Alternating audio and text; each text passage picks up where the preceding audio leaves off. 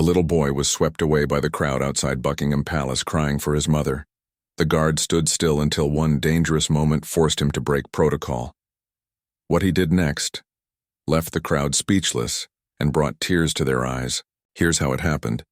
But before we continue, let us know in the comments where you're watching from. Also, make sure to check out our second channel, Guard Patrol, linked in the pinned comments, because we upload daily at the same time on both channels. So subscribe to both and never miss a powerful story. The afternoon sun cast long shadows across the grounds of Buckingham Palace as guard. Lucian Redgrave stood at his post, his scarlet tunic of vibrant contrast against the ancient stone walls. 15 years of service, including 3 tours in Afghanistan, had taught him that true vigilance meant more than just standing still. It meant being aware of every subtle shift in the crowds that gathered daily before these historic gates. Through his practiced forward gaze, Redgrave first noticed them near the eastern entrance, a young mother and her son, their matching smiles suggesting a day of adventure ahead. The boy, who couldn't have been more than 7, clutched his mother's hand with the particular excitement of a child experiencing something magical for the first time. "Mommy, look how tall they are." The boy's voice carried across the courtyard, drawing gentle smiles from nearby tourists. "Their hats make them look like giants." His mother squeezed his hand affectionately, her own face reflecting the simple joy of watching her child's wonder. Redgrave's peripheral vision caught the subtle details that years of service had trained him to notice. The boys carefully chose an outfit clearly picked for this special occasion, the way mother kept him close.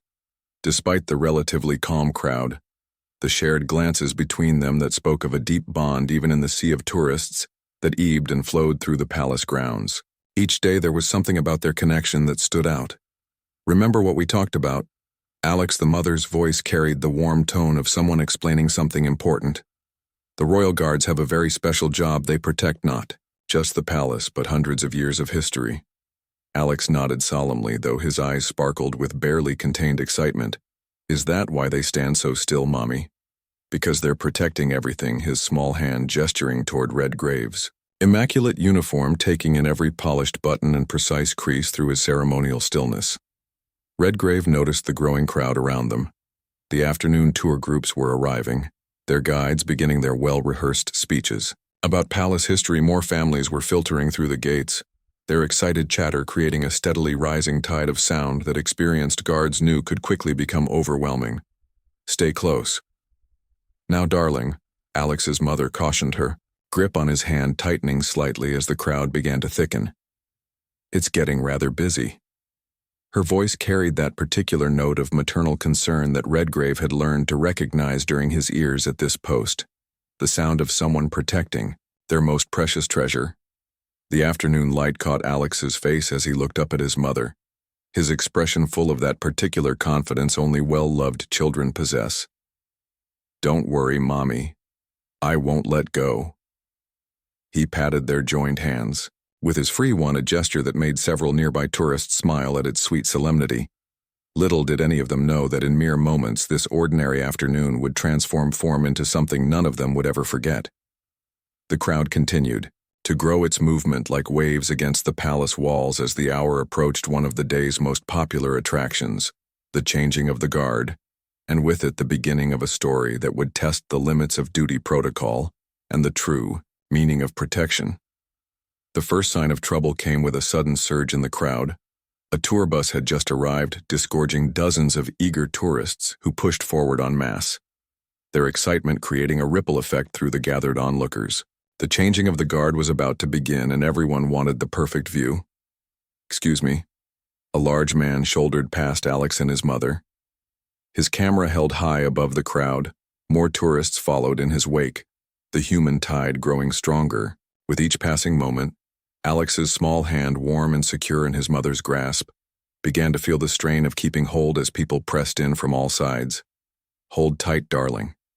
His mother called out, her voice carrying a new edge of concern as she tried to maintain their position, but the crowd had taken on a life of its own, now its movement dictated by the collective desire to get closer to the ceremonial spectacle about to unfold. A group of enthusiastic teenagers pushed through their backpacks, creating unexpected separation between mother and child, Alex felt.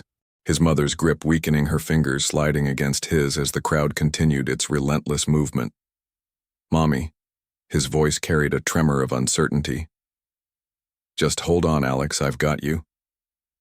But her words were cut short as another wave of tourists surged forward. Someone's elbow caught her arm, forcing her fingers to release their precious hold. In that instant, Alex's small hand slipped from his mother's grasp. "Mommy!" Alex's cry was almost lost in the general commotion. The crowd continued its inexorable movement, carrying him away from the last place he'd seen his mother's familiar face. Panic began to rise in his chest as unfamiliar legs and bodies pressed in around him, each movement taking him further from safety. Alex, his mother's voice called out now somewhere behind him. "Alex, stay where you are, I'm coming." But the crowd's momentum was too strong, its flow too determined. Alex found himself being swept along, each attempt to turn back thwarted by the press of bodies around him. "Has anyone seen my son?" His mother's increasingly desperate voice carried over the crowd. "He's 7 years old, wearing a blue jumper. Please." The panic in her tone was palpable, now drawing concerned looks from nearby tourists who began to realize something was wrong. Alex tried to push against the crowd's movement, but his small size worked against him. Each step he attempted to take backward resulted in being pushed 2 steps forward by the ongoing tide of humanity. Tears began to well in his eyes as the reality of his situation settled in. He was lost, truly, lost in a sea of strangers. "Check by the gates," someone called out. Maybe he got pushed that way. The crowd's energy began to shift as more people became aware of the situation. Some stopped to look around, others called out descriptions, but the sheer number of people made the search difficult. Alex, his mother's voice was more distant now, coming from somewhere he couldn't see. The panic in her tone had turned to something worse, raw fear. "Please, he's only 7. Has anyone seen him through it all?" Guard Redgrave maintained his post, his exterior a picture of ceremonial stillness, but his trained eyes had caught sight of Alex's blue jumper as the boy was swept past, noting the tears beginning to stream down his young face. Years of service had taught him to observe everything while appearing to observe nothing, and right now, every instinct honed in combat was telling him that the situation was about to become much worse. The crowd continued to shift and surge, its movement now complicated by those trying to help find the lost boy, and those still focused solely on getting the best view.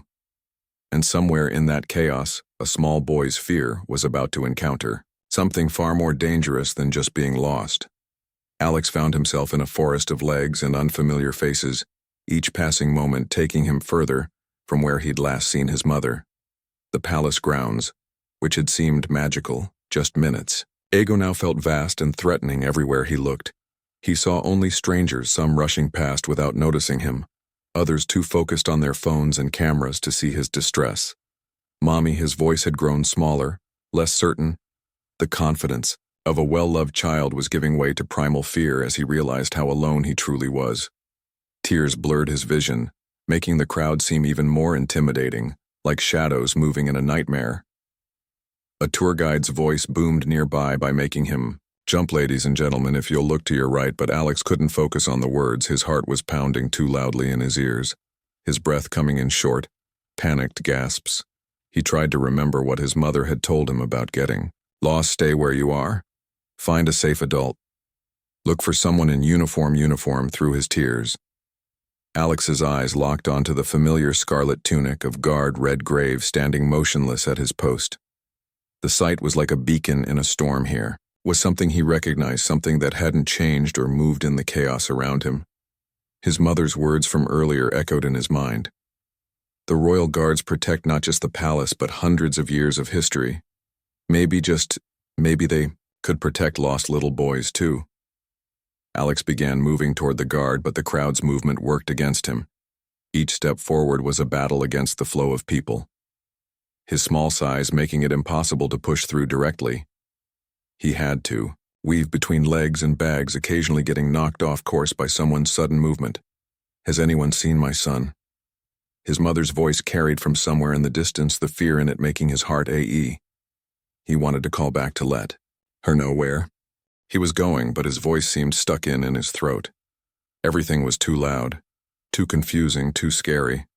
A group of tourists with selfie sticks nearly knocked him over. none of them noticing the small boy in their excitement to get the perfect shot. Alex stumbled, catching himself against someone's leg, but when he looked up, the stranger was already moving away, too preoccupied to notice his distress.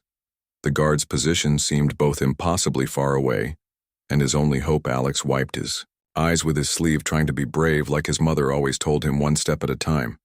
He told himself, just like the guards, march one step, then another. Through his tears, he could see guard Redgrave's still form growing slightly closer. The sun caught the brass buttons of his uniform, making them shine like stars. Alex fixed his eyes on them, using their gleam as a guide through the sea of moving bodies around him.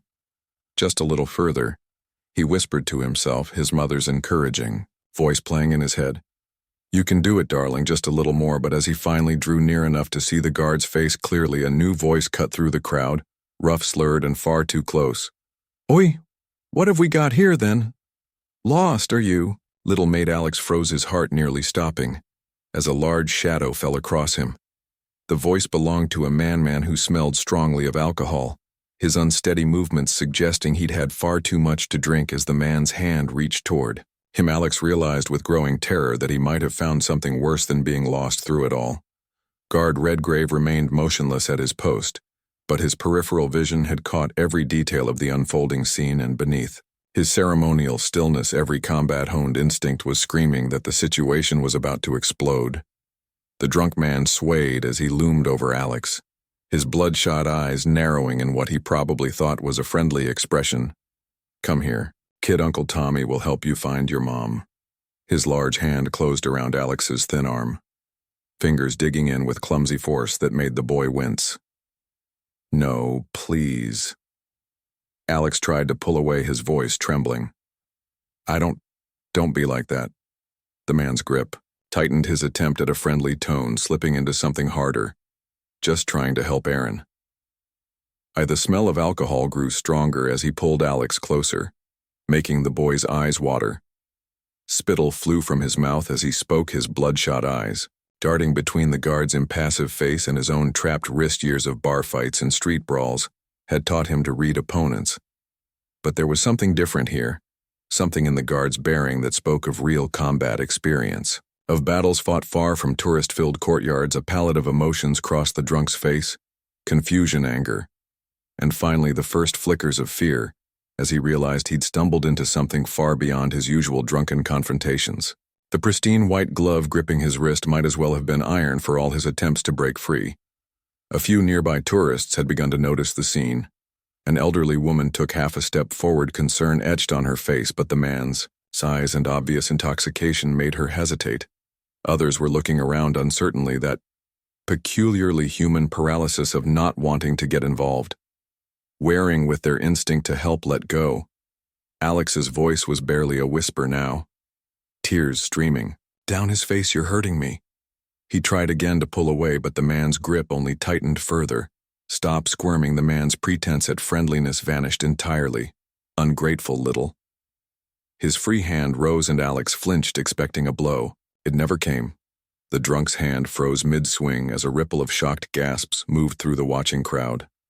Several women covered their mouths in horror, while a group of young men took half steps forward, their own protective instincts wearing. With uncertain about how to help, a father quickly turned his young daughter's face away, shielding her from what seemed about to become a scene of violence. But before anyone else could react, a white-gloved hand had materialized on the drunk's wrist, gripping it with the kind of precise force that only years of combat training can perfect. Guard Redgrave, no longer a statue but a coiled spring of controlled power, had moved from his post with fluid grace that lied his ceremonial uniform. His bare skin cap hadn't even shifted with the sudden movement, a testament to years of disciplined training release. The boy Redgrave's voice was quiet, but carried the unmistakable authority of someone who had faced far worse threats than a drunken bully. The words seemed to drop into the sudden silence like stones into still water, each syllable weighted with dangerous promise now. The afternoon sun caught the brass buttons of Redgrave's tunic as he maintained his grip. The gleam, somehow making the scene more intense. Tourist cameras had lowered their owners, sensing that this was no longer a moment for holiday snapshots. This was something else entirely. A moment when ceremony gave way to raw protection. The drunk tried to jerk his arm free, his face contorting with anger at this unexpected intervention. Alcohol fumes wafted from him as he snarled, "Mind your own business, toy soldier. I'm helping the kid, aren't I?" His free hand balled into a fist, but something in Redgrave's stance the perfect balance, the combat ready. Poise made him hesitate. Redgrave's grip tightened with mathematical precision, finding pressure points that made the man's fingers spasm open. Releasing Alex's arm in the same smooth motion, the guard moved the boy behind him, his body becoming a scarlet wall between Alex and danger. Last warning. Redgrave's voice remained, level, but there was steel beneath the quiet tone. Step back. The drunk's face flushed darker with rage and embarrassment. "You can't touch me. You're just for show, you lot, playing at soldiers." While his words cut off in a grunt as Redgrave moved again, this time using the man's own drunken momentum to spin him into a controlled hold. The guard's movements were precise, measured, not a hint of anger or excessive force, just the clean efficiency of someone very good at their job on your knees. Redgrave commanded, applying subtle pressure that gave the drunk no choice but to comply. "Palace security is already on their way. I suggest you don't make this worse for yourself." The crowd had drawn back, forming a circle around the scene. Some had their phones out, but most were simply watching in stunned silence as years of myth about the Queen's Guard being purely ceremonial were shattered. Before their eyes, behind Redgrave, Alex had stopped crying, his eyes wide as he watched his protector control the situation with calm authority. The guard's free hand moved slightly, a subtle gesture keeping the boy safely in place while maintaining his hold on the subdued, drunk, bloody hell. The man slurred, finally seeming to realize the seriousness of his situation. "I didn't mean nothing by it, was just trying to save it for the police." Redgrave cut him off as two palace security officers pushed through the crowd. His voice carried the weight of every warrior who had ever stood guard over the innocent. "Some lines you don't cross as security," took custody of the drunk. Redgrave turned to Alex, kneeling down to the boy's level, while maintaining a vigilant awareness of their surroundings. The movement was smooth, controlled, even in breaking protocol. He maintained the dignity of his uniform and position. "You're safe now," he said softly, his voice gentler than anyone might have expected from a Queen's Guard. "Let's find your mother." "Thank you, Alex," whispered, his small voice shaking, but stronger now that he felt safe. His eyes were fixed on Redgrave's face, studying the features that had been just part of a statue-like figure. Moments ago, the guard's expression was kind, but alert, his training evident in how he continuously scanned their surroundings while focusing on the child. "You're very brave," Redgrave said, his voice carrying the quiet authority that had calmed soldiers in combat zones. "Can you tell me your mother's name?"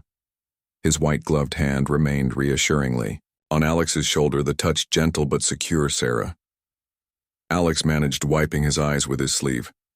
"Sarah Bennett." She was wearing a red coat, and his voice caught as fresh tears threatened to fall.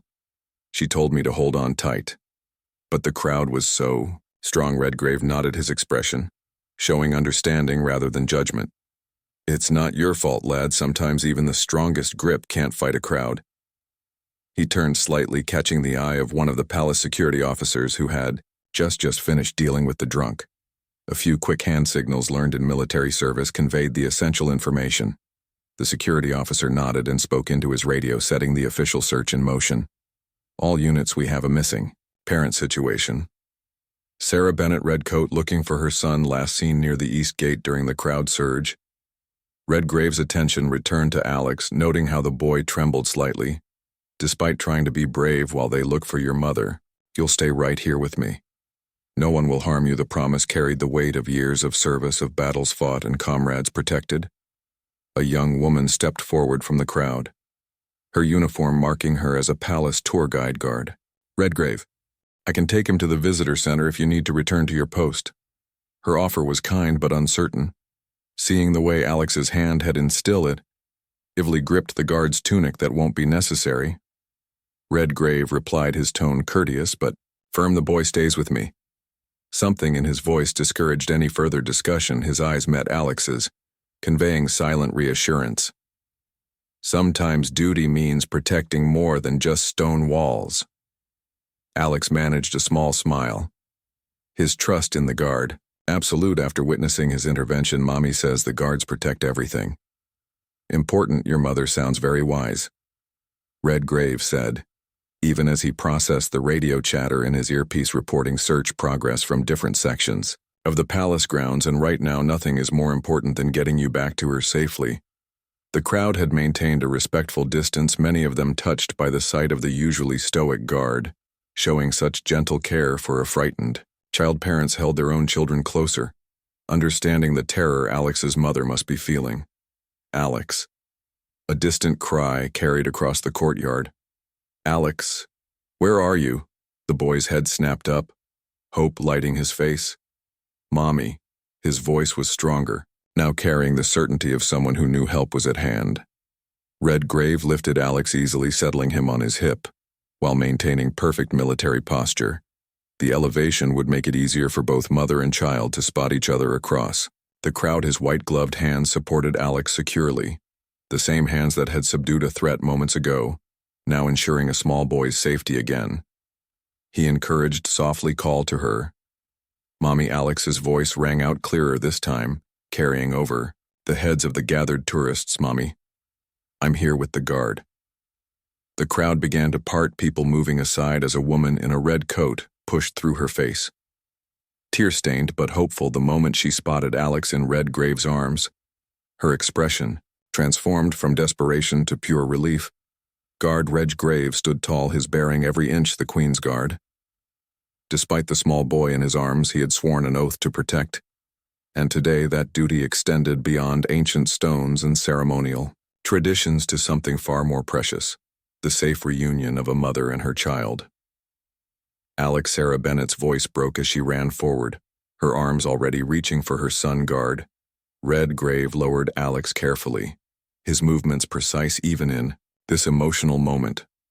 The boy flew into his mother's embrace, both of them crying now as they held each other tightly. I was so scared, Mommy, but the guard saved me. Alex's words tumbled out between sobs. A bad man tried to grab me, but Guard Redgrave stopped him. Sarah looked up at Redgrave, her eyes brimming with tears of gratitude.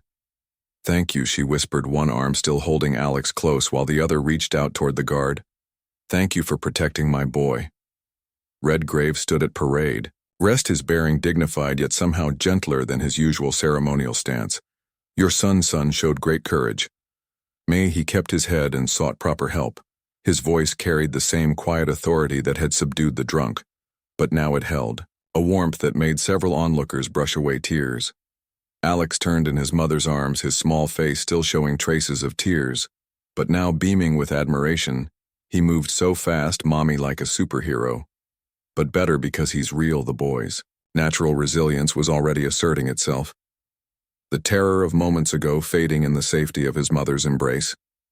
And the guard's protective presence. The police would like to speak with you both, Redgrave said softly, nodding toward two officers who had approached respectfully. They'll need a statement about the incident with the intoxicated individual. His eyes met Sarah's, conveying silent reassurance that everything would be handled properly. Sarah nodded, standing with Alex still held close. Of course. She paused, seemingly struggling to find words adequate for the situation. I don't know how to thank you if you hadn't been there. A guard's duty is to protect, Redgrave replied simply. His white-gloved hand moved once, briefly touching Alex's shoulder. Some things are more important than protocol, as the police began gently leading Sarah and Alex aside to take their statements. Redgrave turned with military precision to resume his post. The afternoon sun caught his brass buttons as he moved, and Alex called out one last time. Thank you, Guard Redgrave, I'll never forget you. The guard allowed himself the smallest of smiles, barely visible unless you knew where to look, before resuming his ceremonial position, his eyes fixed forward, his posture perfect as if he had never moved. But there was something different now, something the watching crowd could sense. This was not just a man playing at soldier. This was a guardian, in the truest sense, someone who understood that real duty sometimes required breaking the rules to uphold a higher law.